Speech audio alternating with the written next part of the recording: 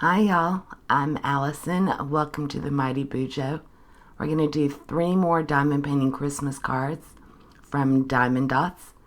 Today we're going to just jump right in and immediately do these cards, and then it'll end with them in a frame in case you want to see how they look.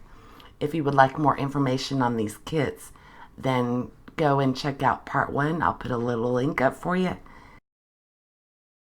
Here we go.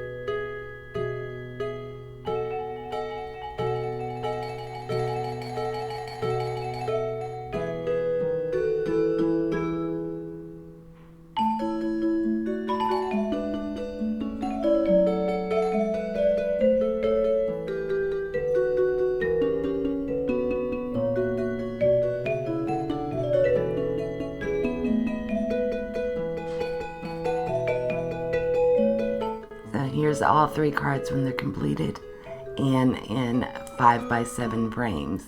I really love the truck. I think that one's my favorite. But they're all cute. I hope you enjoyed it, and I'll see you next time. Have a good one. Bye now.